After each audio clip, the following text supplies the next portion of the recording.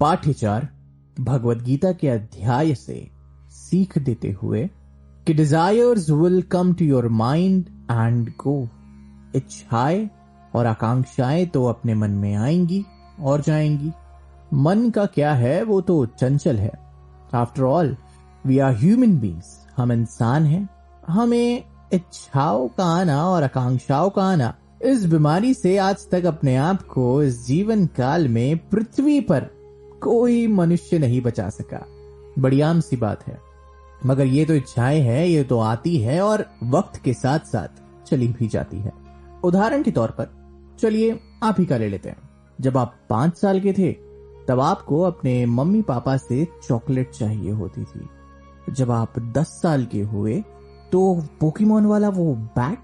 फिर आप 15 के हुए तो शायद अपनी पसंद का मोबाइल फोन या नए जूते। और अब आप 20 के हो चुके हैं, कॉलेज आते जाते हैं तो अब आपको चाहिए अपनी स्कूटी या बाइक। जीवन के 4 अलग अलग फेज और चारों फेजेस में आपका मन और उसकी चंचलता अपनी अलग अलग इच्छाओं और आकांक्षाओं से घिरती हुई। अब आपको चॉकलेट नहीं चाहिए, अब आपको पोकेमोन वाला बैग नहीं चाहिए, अब आपको चाहिए कुछ और। तो बस बात हुई ना, सिंपल सी, कि इच्छाएं आती है और इच्छाएं वक्त के साथ साथ चली भी जाती है। क्या जरूरी है कि इन इच्छाओं को अपने ऊपर हावी ना होने देना। भगवद गीता आपको ये समझाती है कि just sit back, relax and enjoy the show.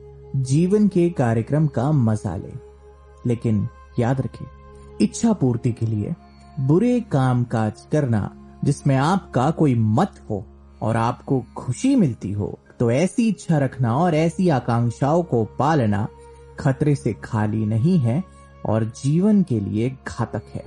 और अगर इसकी चेन में आप फंस गए, गंतव्य केवल एक है कि आप हो जाएंगे शून्य, यानी कि गायब इस पृथ्वी से, और आपका अंत होगा दुखद, हानि के साथ और बहुत ही तकलीफ में। और परिणाम केवल एक, रीबर्थ, यानी कि पुनर्जन्म किसी और शरीर में।